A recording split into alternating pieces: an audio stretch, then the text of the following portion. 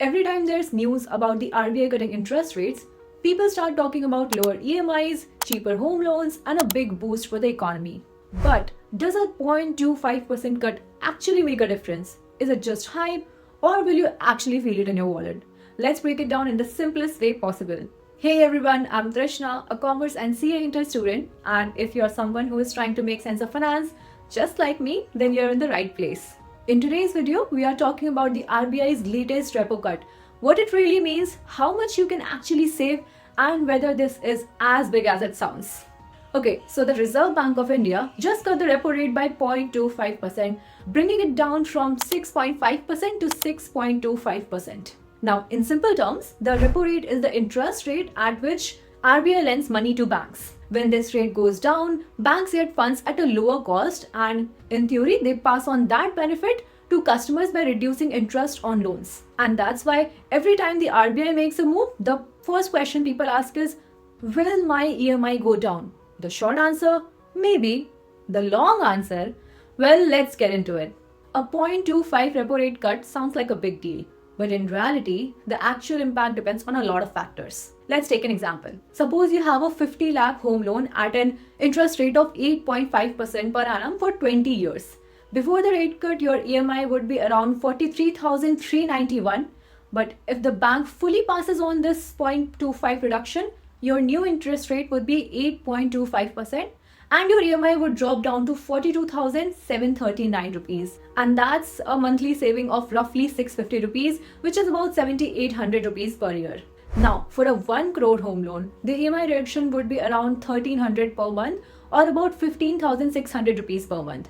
That's decent money, but let's be real, it's still not life-changing. For smaller loans like personal loan or car loans, the impact is even smaller. Say for example, if you took a 5 lakh personal loan for 5 years, a 0.25% cut would lower your EMI by around 60 to 70 rupees per month. Not exactly something that will make or break your budget. So while the repo rate cut does make borrowing cheaper, the actual savings vary based on how big your loan is. Now, a big question is, will your bank actually pass on this benefit? See, the RBI cutting rates doesn't mean that banks are automatically required to lower their interest rates. Some banks do it quickly, some take months, and some don't pass on the full cut at all. So if your home loan is linked to an external benchmark like the repo rate, you're more likely to see a reduction in your EMI.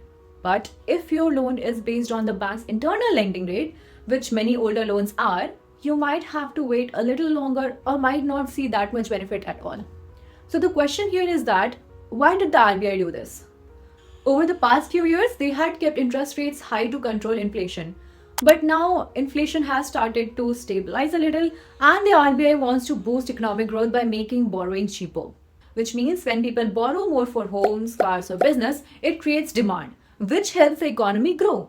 More people buying homes means more construction jobs, more furniture sales, and more economic activity overall. It's all connected. But of course, there's another side to this. Lower interest rates means borrowing gets cheaper, but they also mean savings become less attractive. If you have money in an FD account or savings account, banks might lower interest rates on those too. So while borrowers benefit, savers, especially senior citizens who rely on FD interest for income, might not be too happy about this rate cut. And another risk, inflation. If too many people start borrowing and spending, demand increases, and that can push up the prices. And that is why the RBI has to balance growth and inflation by cutting rates to help the economy, but making sure that things don't get too much out of control. Well, right now, inflation is within a reasonable range, so they are focusing on growth. But if prices start rising too fast, they might have to increase the rates again. So, the real question is, should you care about this repo rate cut? Well, it truly depends. If you have a big home loan, yes, a small EMI reduction can add up over time. If you're planning to take a loan, this might be a good time to shop around for lower interest rates.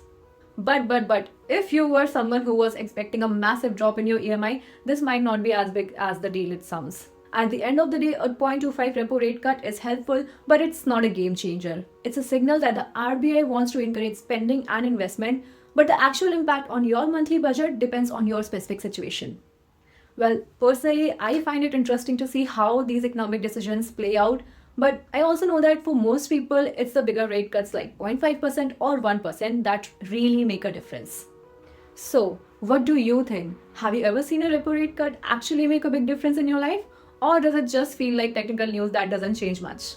Let me know in the comments below. And if this breakdown helped you understand things better, you know what to do. Like, share, and subscribe for more content that makes finance simple. And that was all for today's video. I'll see you in the next one. Bye!